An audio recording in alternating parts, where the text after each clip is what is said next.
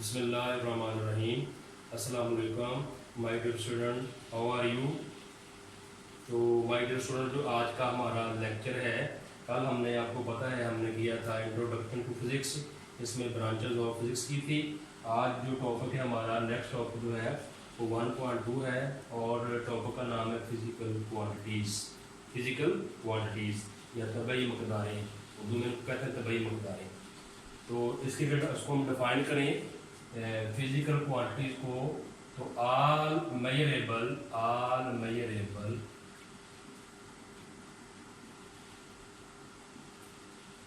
Quantities are known as physical quantities.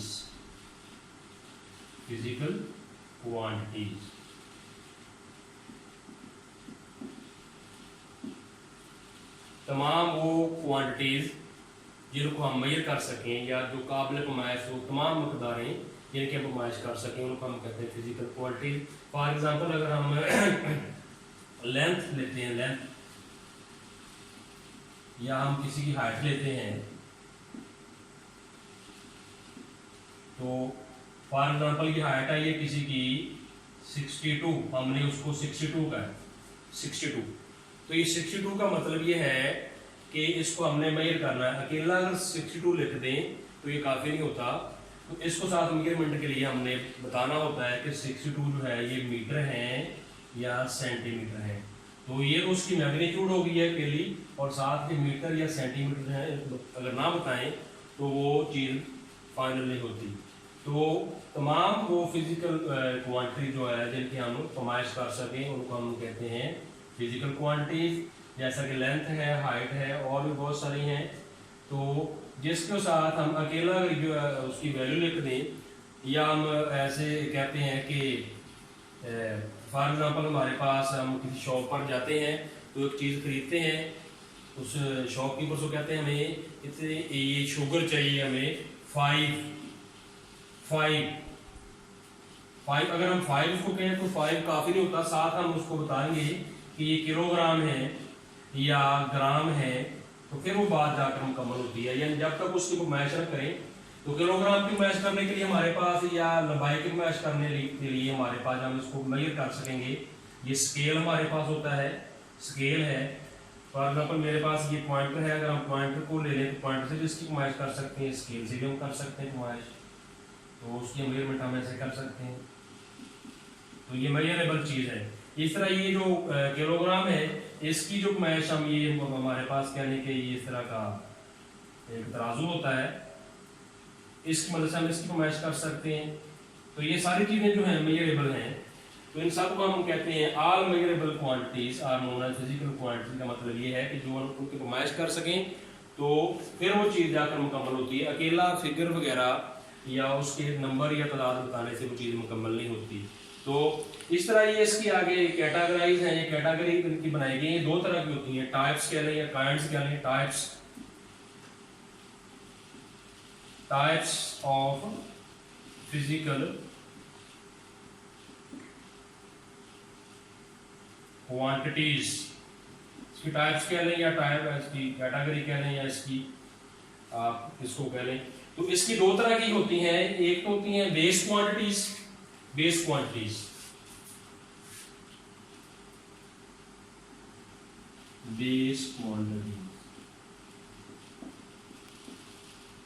और एक होती है दूसरी टाइप से अपन कह लें डिराइव्ड क्वांटिटीज।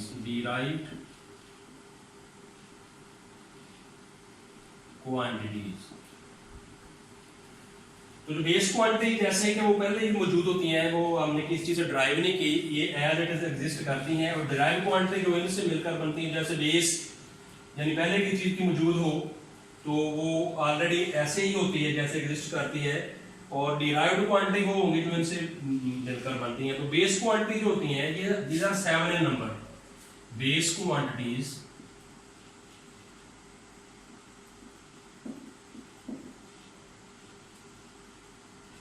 आर 7। इसमें नंबर 1 है लेंथ, है लेंथ जैसा कि हम जब किसी चीज़ का ये जो हमारे पास कोई हमारे पास है ये है कोई हम डिस्टेंस कवर करते हैं कोई बाई बाइक या बाई फुट करते हैं पैदल कवर करते हैं तो डिस्टेंस को जब हम तब स्पेसिफाई नहीं करेंगे ये क्या है किलोमीटर है या मीटर है ठीक है उस वक्त तक ये मुकम्मल नहीं होती। यानी लेंथ जो है ये एक इसकी बेस क्वांटिटी है बाकी इससे मिलकर बन गई सारी और इसके बाद जो है इसका मैस जो है ये बेस क्वांटिटी है। इसके बाद जो सेकंड है ये बेस क्वांटिटी है। इसके बाद जो नंबर 4 है वो टेम्परेचर है ये बेस क्वांटिटी है। इसके बाद नंबर 5 जो है अमाउंट ऑफ सब्सटेंस है अमाउंट ऑफ सब्सटेंस वो बेस क्वांटिटी है। और नंबर 6 जो है इंटेंसिटी ऑफ लाइट भी है होती है ठीक है इंटेंसिटी ऑफ लाइट भी होती है ठीक है।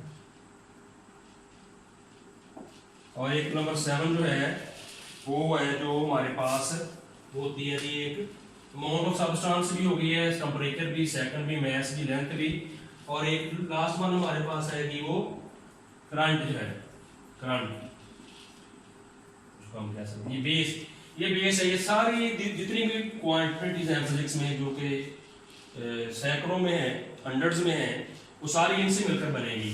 तो ये base quantity 7 as it is होती हैं ये पहले से मौजूद हैं। इनको बनाने के लिए ये लेंथ को बनाने के लिए किसी और चीज की जरूरत नहीं है। मैस को जो किलोग्राम इसका यूनिट है ठीक है जी इसका यूनिट जो सेकंड होता है इसका आगे केल्विन होगा अमाउंट ऑफ सब्सटेंस का मोल होगा बाद में हम अगले टॉपिक करेंगे वगैरह वगैरह। तो ये एज इट इज मौजूद होती हैं इनको बनाने के लिए पहले किसी चीज की जरूरत नहीं है।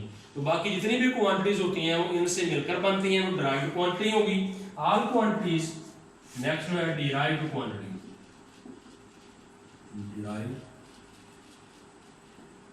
quantities। For example derived quantity हमारे पास स्पीड है स्पीड है ना derived quantity। इसका फार्मूला लें तो होगा distance over time distance over time.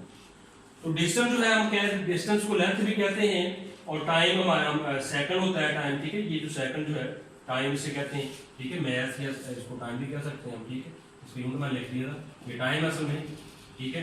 तो टाइम ये डिस्टेंस भी बेस है और टाइम भी बेस है। तो स्पीड किससे मिलकर बना है डिस्टेंस और टाइम से यानी ये मीटर करें अगर इसको बाद में इसको सेकंड भी कह सकते हैं।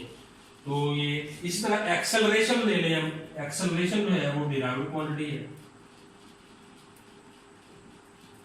वो होता है स्पीड ओवर टाइम भी होता है वेलोसिटी ओवर टाइम भी कह सकते हैं आप ठीक है। तो स्पीड लेंथ से और सेकंड से मिलकर बनी है और टाइम फिर इसमें एक दफा और आ गया है। तो ये यानी ये वो क्वांटिटी जो है। इस तरह फोर्स जो है फोर्स भी हम कह सकते हैं तो m इनटू a होता है। m जो है मैस जो बेस क्वांटिटी है और ये एक्सेलरेशन जो ड्राइव क्वांटिटी किससे मिलकर लेंथ और टाइम से मिलकर बनी है। तो इस तरह हम बहुत सी एग्जांपल ले सकते हैं जो कि जितनी भी डिराइव्ड क्वांटिटी हैं वो बेस क्वांटिटी से मिलकर बनी है और ये बहुत ज़्यादा तादाद में होती हैं। इनको हम एक दो एग्जांपल लेकर मैंने आपको इसको एक्सप्लेन कर दिया है। तो this was our today's topic physical quantities. Once again I repeat it all measurable quantities are known as physical quantities. Length time length और हाइट वगैरह जो है इसके एग्जांपल दिए मैंने ठीक है। ये दो तरह की होती हैं इसकी दो टाइप्स कह लें। एक होती है बेस क्वांटिटीज और एक derived quantities. Base quantities are 7 in number और they stand as it is they provide base for derived quantities. Derived quantity को ये बेस फराहम करती हैं और derived quantities are those quantities which are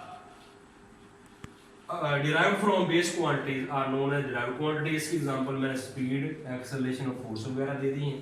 तो उम्मीद करते हैं आपको ये लेक्चर पसंद आएगा। अगर आपको ये मेरा वीडियो लेक्चर पसंद आए तो इसको मेरे चैनल को अतर एजुकेशन को सब्सक्राइब करें शेयर करें। अगर किसी क्वेश्चन बात की समझ नहीं आई किसी सवाल की समझ नहीं आई तो आप मुझे इनबॉक्स में मैसेज भी कर सकते हैं मैं आपके सवालों को जवाब में दूंगा। अल्लाह हाफिज़।